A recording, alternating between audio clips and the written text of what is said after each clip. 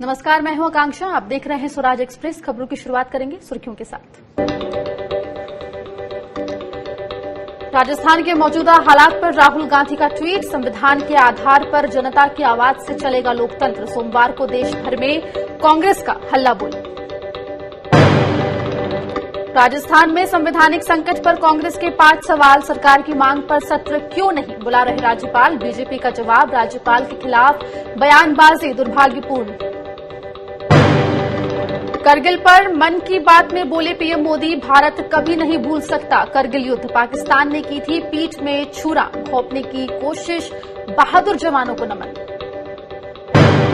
Corona से बचाव के लिए पापड़ को कारगर बताने पर घिरे केंद्रीय मंत्री अर्जुन राम मेघवाल। लेखक स्वाति का ट्वीट, पूरी मोदी कैबिनेट निरक्षर। दिग्विजय सिंह बोले, कैबिनेट ही क्यों, प्रधानमंत्री की डिग्री भी टॉप सीक्रेट। और चीन की कंपनी अलीबाबा के मालिक जैक मा को गुड़गांव कोर्ट का नोटिस। पूर्व कर्मचारी का आरोप, फेक न्यूज का विरोध करने पर नौकरी से निकाला था।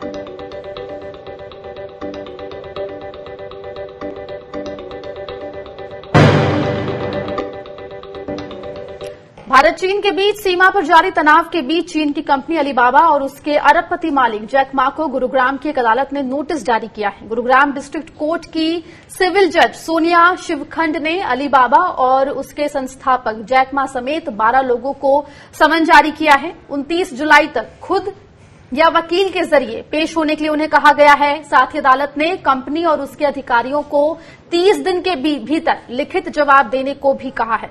आपको बता दें कि अलीबाबा ग्रुप की कंपनी यूसी वेब के एक पूर्व कर्मचारी पुष्पेंद्र सिंह परमार की शिकायत पर अदालत ने जैक मा को समन किया है। यूसी वेब के पूर्व कर्मचारी परमार ने आरोप लगाया कि कंपनी चीन विरोधी कंटेंट को सेंसर करती थी। परमार का आरोप है कि सेंसरशिप और फेक न्यूज का विरोध करने पर कंपनी ने उन्हें नौकरी से निकाल दिया था। वहीं यूसी इंडिया ने बयान जारी कर कहा है कि वो भारत के बाजार के लिए अपनी प्रतिबद्धता और अपने स्थानीय कर्मचारियों की बेहतरी के लिए प्रतिबद्ध है। हालांकि नोटिस को लेकर कंपनी की तरफ से अभी सफाई नहीं आई है। आपको बता दें कि हाल ही में भारत ने अलीबाबा के यूसी न्यूज और यूसी ब्राउजर समेत 57 चीनी ऐप्स को बैन कर दिया था।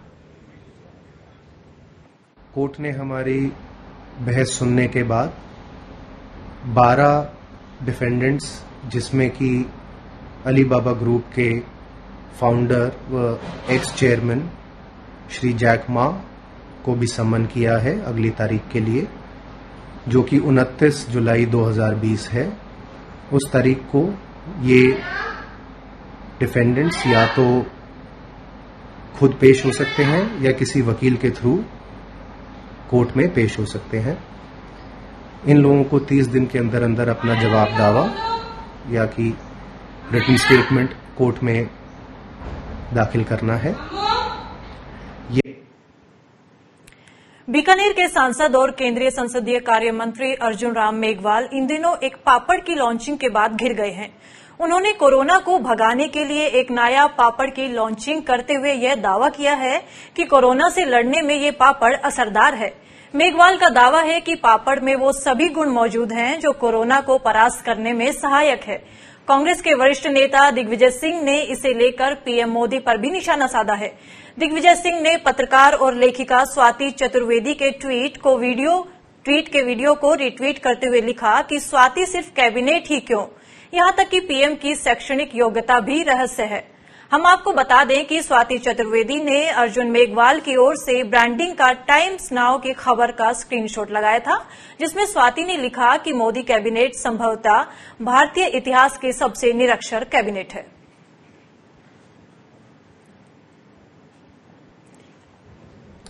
उधर राजस्थान के मुख्य सचिव राजीव स्वरूप और राज्य के डीजीपी भूपेंद्र यादव ने राज्यपाल कलराज मिश्र से मुलाकात की और उन्हें राजभवन के पुख्ता सुरक्षा इंतजामों की जानकारी दी। दरअसल सोमवार को कांग्रेस राजस्थान के सियासी घटनाक्रम को लेकर प्रदर्शन करने जा रही है, जिसमें कांग्रेस के कार्यकर्ता के राजभवन की तरफ से कूच कर सकते हैं।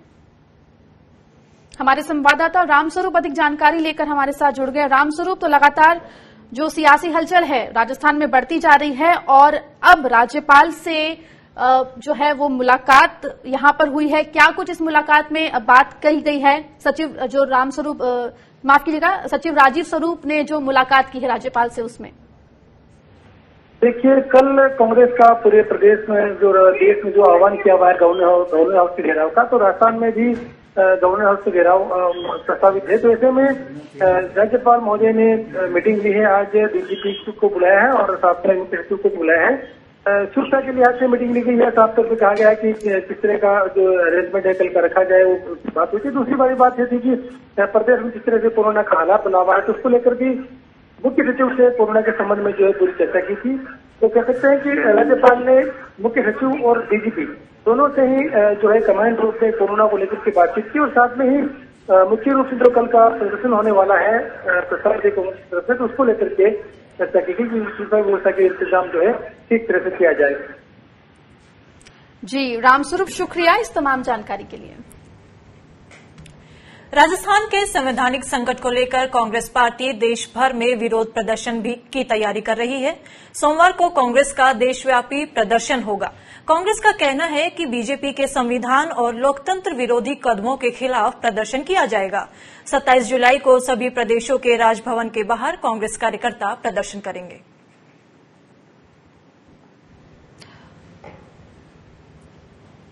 उधर राजस्थान के मौजूदा सियासी हालात पर वार पलटवार का दौर जारी है। कांग्रेस सांसद राहुल गांधी ने ट्वीट के जरिए बीजेपी पर करारा वार किया है। राहुल गांधी ने देश की जनता से एकजुट होकर लोकतंत्र की रक्षा में आवाज उठाने की अपील की है। राहुल गांधी ने ट्वीट कर यह भी कहा कि भारत का लोकतंत्र संविधान के आधार पर जनता की आवाज से चलेगा। भाजपा के छल कपट की साजिश को नकार कर देश की जनता लोकतंत्र और संविधान की रक्षा करेगी।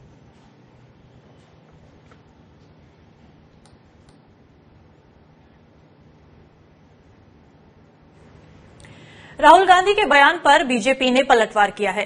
बीजेपी नेता शाहनवाज हुसैन ने कहा कि संविधान और लोकतंत्र की हत्या कांग्रेस करती रही है। बीजेपी संविधान और लोकतंत्र के बचाव के लिए जेल की सलाखों के पीछे गई थी और इसकी रक्षा भी की है। उन्हें मालूम होना चाहिए कि संविधान की हत्या और लोकतंत्र की हत्या कांग्रेस करती रही है। भारतीय जनता पार्टी संविधान और लोकतंत्र के बचाव के लिए जेल के सलाखों के पीछे भी गई थी और इसकी रक्षा भी हमने किया है। कांग्रेस ने इसकी हत्या बार बार की। कांग्रेस लगातार बीजेपी पर राजस्थान की गहलोत सरकार को अस्थिर करने का आरोप लगा रही है। इस बीच कांग्रेस महासचिव प्रियंका गांधी ने भी ट्वीट कर केंद्र सरकार पर हमला बोला है। प्रियंका गांधी ने ट्वीट किया है कि संकट के समय नेतृत्व की पहचान होती है।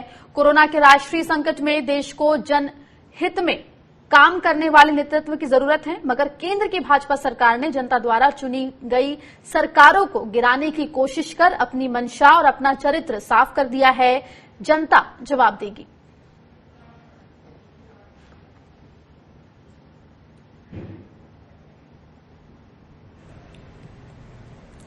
कांग्रेस प्रवक्ता रणदीप सुरजेवाला ने बीजेपी पर बड़ा हमला किया है।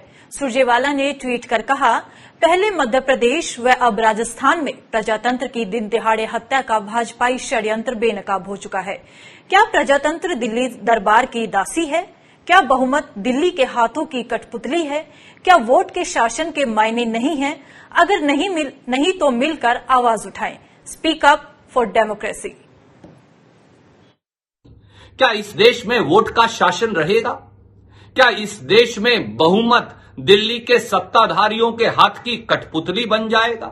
क्या इस देश में जनमत दिल्ली के अहंकारी सत्ताधारियों की बेड़ियों में जकड़ लिया जाएगा?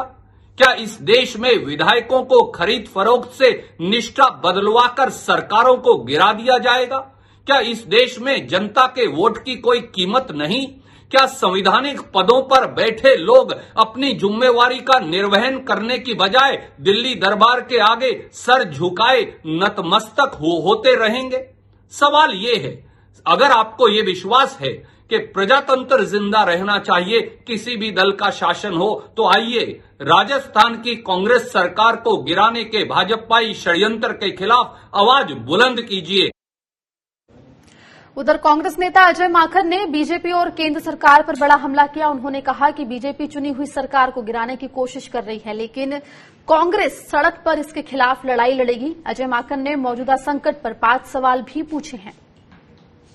आज हम लोग 5 प्रश्न मूलतः पूछना चाहेंगे भाजपा से, क्या देश को प्रजातंत्र और संविधान पर भारतीय भाजपाई हमला स्वीकार है? ये देश की जनता से हम लोग कहना चाहते हैं कि क्या ये लोकतंत्र के ऊपर जो भाजपा का हमला है, क्या ये हम लोगों को स्वीकार है? क्या बहुमत और जनमत का निर्णय राजस्थान की 8 करोड़ जनता के वोट से होगा या दिल्ली के हुक्मरानों के सत्ता बल और धन बल से होगा? ये दूसरा प्रश्न हम पूछना चाहते हैं। क्या प्रधानमंत्री व भारत सरकार संविधान व स्थापित संवैधानिक परंपराओं को नाजायज सत्ता प्राप्ति की हवस के पांव तले रौंद सकती है? क्या बहुमत से चुनी हुई राजस्थान सरकार के द्वारा बुलाए गए विधानसभा सत्र को राज्यपाल अनुमति देने से इनकार कर संविधान की घोर अवहेलना कर सकते हैं? क्या राज्यपाल अब विधायिका के आधार क्षेत्र में असंवैधानिक तौर से दखलंदाजी कर सकती है? क्या इससे विधायिका और न्यायपालिका के बीच में टकराव की स्थिति उत्पन्न नहीं होगी? राजस्थान के मौजूदा सियासी संकट का कांग्रेस प्रवक्ता और वरिष्ठ वकील अभिषेक मनु सिंघवी ने क्या हल बताया है, आपको सुनाते हैं। कांग्रेस के ही कुछ लोग ऐसा कह रहे हैं कि उनका मानना है कि अगर ये लड़ाई जो सचिन पायलट वर्सेस अशोक गहलोत की है, उसे लीगली बजाय लड़ने के अगर हम इसे पॉलिटिकली रिजॉल्व कर ले तो वो ज्यादा बेटर है। What do you feel as a Congress leader and also as a lawyer? मैं आमतौर पर इस पर ज्यादा सहमत हूं। आप मान रहे हैं कि इसे पॉलिटिकली रिजॉल्व करना चाहिए? पॉलिटिकली रिजॉल्व करना चाहिए, मैं बिल्कुल मानता हूं, लेकिन मैं आपसे परिभाषा पूछना चाहता हूं पॉलिटिकल की। परिभाषा क्या है? क्या असेंबली की मांग करना, सेशन की और सेशन में बैठना और आपको चुनावित करना या आपको हराना? देश में कोरोना संक्रमित मरीजों का आंकड़ा 14 लाख पहुंच चुका है। कोरोना के बढ़ते मामलों के बीच प्रधानमंत्री मोदी एक बार मुख्यमंत्रियों के साथ बैठक करेंगे। सोमवार को प्रधानमंत्री वीडियो कॉन्फ्रेंसिंग के जरिए मुख्यमंत्रियों के साथ बैठक करेंगे। बैठक में कोरोना के बढ़ते मामलों से निपटने के साथ साथ 1 अगस्त से लागू होने वाले अनलॉक 3.0 की रणनीति पर चर्चा हो सकती है। अनलॉक 2 की गाइडलाइंस 31 जुलाई को खत्म हो रही है। बताया जा रहा है कि मुख्यमंत्रियों के साथ होने वाली बैठक में गृह मंत्री अमित शाह और स्वास्थ्य मंत्री डॉक्टर हर्षवर्धन भी हिस्सा लेंगे। बीती 16 और 17 जून को प्रधानमंत्री ने मुख्यमंत्रियों के साथ बैठक की थी। आपको बता दें कि कोरोना महामारी के बीच प्रधानमंत्री मोदी मुख्यमंत्रियों के साथ 6 बार वीडियो कॉन्फ्रेंसिंग के जरिए बैठक कर चुके हैं। वहीं देश में कोरोना के बढ़ते मामलों के बीच अनलॉक 3 में सिनेमा हॉल और जिम खोले जा सकते हैं, जिसके लिए एसओपी बनाने की प्रक्रिया शुरू कर दी गई है। आपको बता दें कि 31 जुलाई को अनलॉक 2 खत्म हो रहा है। जो जानकारी मिल रही है उसके मुताबिक अनलॉक 3 में सोशल डिस्टेंसिंग के साथ सिनेमा हॉल खोले जा सकते हैं। सूत्रों के मुताबिक सूचना प्रसारण मंत्रालय ने इस संबंध में गृह मंत्रालय को एक प्रस्ताव भेजा है, जिसमें 1 अगस्त से सिनेमा हॉल खोलने की बात कही गई है। इससे पहले सूचना प्रसारण मंत्रालय और सिनेमा हॉल मालिकों के बीच कई दौर की बैठक हुई थी, जिसके बाद सिनेमा हॉल मालिक 50% दर्शकों के साथ थिएटर शुरू करने को तैयार हो गए हैं। हालांकि मंत्रालय चाहता है कि शुरुआत में 25% सीट के साथ सिनेमा हॉल खोले जाएं और नियमों का सख्ती से पालन हो। इसके साथ ही अनलॉक 3 में जिम खोलने पर भी विचार हो रहा है। सूत्रों की माने तो अभी स्कूल और मेट्रो को खोलने पर विचार नहीं किया गया है। वहीं राज्यों के लिए भी अनलॉक 3 में कुछ और ढील दी जा सकती है। बिहार और असम पर बाढ़ का कहर टूट रहा है। हजारों लाखों लोग बाढ़ की वजह से बेहाल हैं। भारी बारिश की वजह से नदियों का जलस्तर भी लगातार बढ़ रहा है, जिससे फिलहाल बाढ़ से निजात मिलती नजर नहीं आ रही। बिहार में 20 से ज्यादा जिले बाढ़ से प्रभावित हैं, तो असम के 27 लाख से ज्यादा लोग बाढ़ का कहर झेल रहे हैं। रेस्क्यू और राहत पहुंचाने का काम भी लगातार जारी है, लेकिन फिलहाल आम जिंदगी मुहाल है। तो तस्वीरें आप देख रहे हैं, जहां बिहार और असम में बाढ़ के हालात लगातार दिनों दिन बिगड़ते जा रहे हैं। 20 से ज्यादा जिले जहां एक तरफ असम में प्रभावित हैं बाढ़ से, वहीं बिहार में भी ऐसा ही हाल है। सड़कों पे पानी पहुंच गया है, घरों में पानी पहुंच रहा है। ये तस्वीरें आपको हम बिहार की दिखा रहे हैं, जहां पे लगभग सभी नदियों का जलस्तर बढ़ गया है। नदियां उफान पर है, लोगों को खासी परेशानी का सामना करना पड़ रहा है। वहीं अगर असम की बात करें तो तस्वीरें आप असम की देख रहे हैं, जहां पे लोग अपने सामान और अपने पशुओं को लेकर अलग स्थानों पर पहुंचे हैं, जहां पे उनको बाढ़ से राहत मिल सके। आपको बता दें असम में बाढ़ से बुरा हाल है। काजीरंगा नेशनल पार्क में भी जानवरों की मौत बाढ़ के चलते हुई है। उधर पटना में बाढ़ से हर तरफ बर्बादी का आलम नजर आ रहा है। गंगा नदी का जलस्तर काफी बढ़ गया है। इसका शिकार आम लोग भी हो रहे हैं। 2 युवक गंगा नदी में डूब गए हैं, जिनकी तलाश की जा रही है। वो लोग नाव पर से कूद कर यहाँ आ रहे हैं। हम लोग माना किए हैं, देखिए नाव पर से कूद के नहीं आइए, पानी का बहुत तेज बहाव है। नाव पर से नहीं कूद के नहाइए, बहुत अच्छा होगा कि मैंने साइड में नहाए आप लोग। हम लोग बात नहीं मानकर चल गए डुबाव पानी में नहाने। जब डूबने लगे तो हम लोग बहुत आवाज किए, तो कोई आदमी पब्लिक नहीं जुटे। कितने लोग थे? हम लोग 4 आदमी थे। तो हम लोग को तो स्नान पढ़ने तो आता नहीं है, हम लोग को पढ़ने आता था तो स्नान नाव पर से कूद के नहा रहे थे। तो हम लोग मना भी किए, तो देखिए नाव पर से नहीं कूद के नहाइए। हम लोग बहुत माना के लिए हम लोग को बात नहीं माने। जो अभी डूबे वो कितने लोग थे? 2 लोग थे। 2 आदमी जी। तो कौन लगाया आपके? जी एक मेरा शाहरुख है, एक मेरा फुफेरा सालत है। बिहार में बाढ़ का कहर टूट रहा है। दरभंगा तो पूरा डूबा सा नजर आ रहा है। कई कार्यालयों को दूसरे इलाकों में शिफ्ट कर दिया गया है। सदर ब्लॉक में पानी अंदर तक घुस चुका है। बहुत ज्यादा पानी बढ़ रहा है। कल आए थे हम लोग, थोड़ा बहुत था यहाँ पे पानी, आज बहुत ज्यादा पानी हो गया है। यहाँ पे पूरा घर द्वार लेके सब यहाँ पे बैठे हुए हैं, सारे आदमी रोड पे हैं। क्या कर सकते हैं, मजबूरी है। बिहार में बाढ़ से दर्जनों जिलों के लाखों लोगों को मुश्किलों से गुजरना पड़ रहा है और इसी बाढ़ के बीच एक नवजात की किलकारी गूंजी है। मामला पूर्वी चंपारण जिले का है, जहां कई लोगों की तरह यहां एक गर्भवती महिला भी बाढ़ में फंसी हुई थी। सूचना मिलने पर एनडीआरएफ की टीम ने महिला का रेस्क्यू किया। बोट के जरिए सुरक्षित स्थान पर पहुंचने के पहले ही महिला को प्रसव पीड़ा हुई और महिला ने बोट पर ही बच्ची को जन्म दिया। एनडीआरएफ की टीम ने बाद में महिला और बच्चे को अस्पताल में भर्ती कराया, जहां दोनों की स्थिति ठीक बताई जा रही है।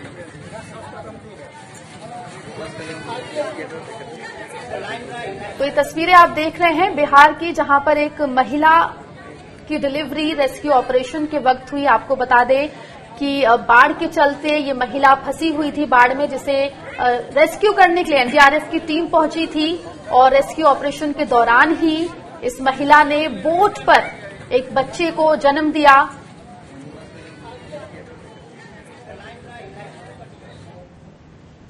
महाराष्ट्र के इगतपुरी रेलवे स्टेशन पर एक महिला ने बच्चे को जन्म दिया। महिला मुंबई वाराणसी स्पेशल ट्रेन में यात्रा कर रही थी। इसी दौरान उन्हें प्रसव पीड़ा हुई, जिसके बाद रेलवे की मेडिकल टीम उनकी मदद की और महिला ने बच्चे को जन्म दिया। प्रसव के बाद महिला को इगतपुरी ग्रामीण अस्पताल में भर्ती कराया गया, जहां मां और बच्चा दोनों स्वस्थ हैं।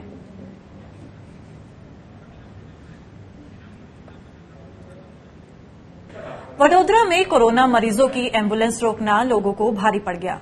मामला अलकापुरी रोड का है, जहां शीतला अपार्टमेंट के लोगों ने कोरोना मरीज की एम्बुलेंस को बीच रास्ते पर रोकने की कोशिश की।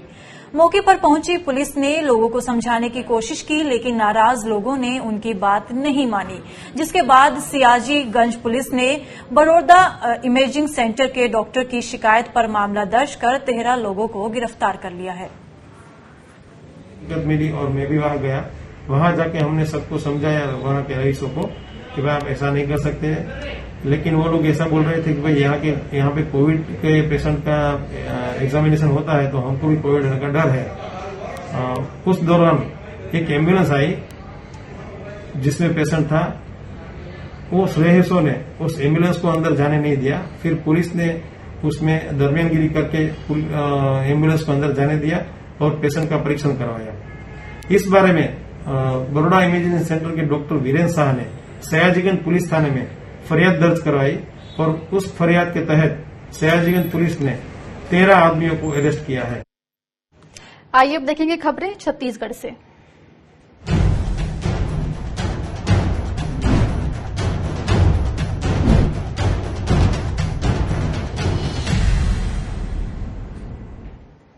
छत्तीसगढ़ पुलिस ने ठगों के गिरोह का भंडाफोड़ किया है। ये गिरोह ऑनलाइन के जरिए सेवानिवृत्त पुलिसकर्मियों को अपना निशाना बनाते थे, जिससे पुलिस महकमा खासा परेशान था, लेकिन पुलिस ने इन्हें अब अपनी गिरफ्त में ले लिया है। पुलिस के मुताबिक ठगों ने छत्तीसगढ़ के महासमुंद, कांकेर, राजनांदगांव, दंतेवाड़ा, रायपुर, सरगुजा और बिलासपुर में ठगी की थी, जो कि 40 लाख रुपए से ज्यादा की थी।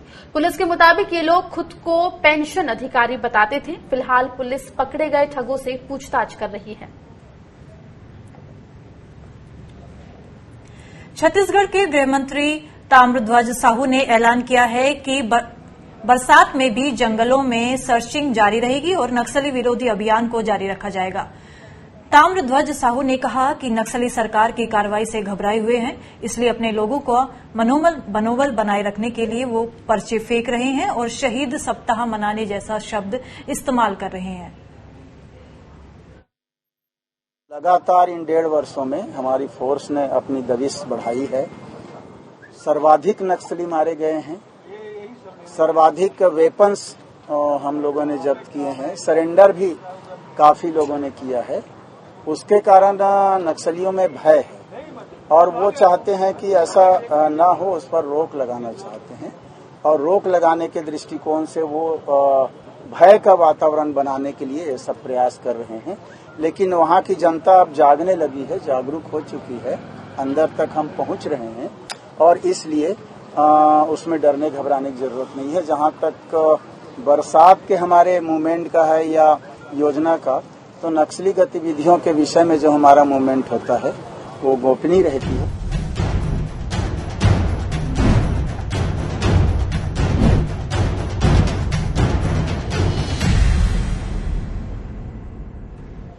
फिलहाल इस बुलेटिन में इतना ही। आप देश और दुनिया की हर छोटी बड़ी खबर के लिए देखते रहिए स्वराज एक्सप्रेस।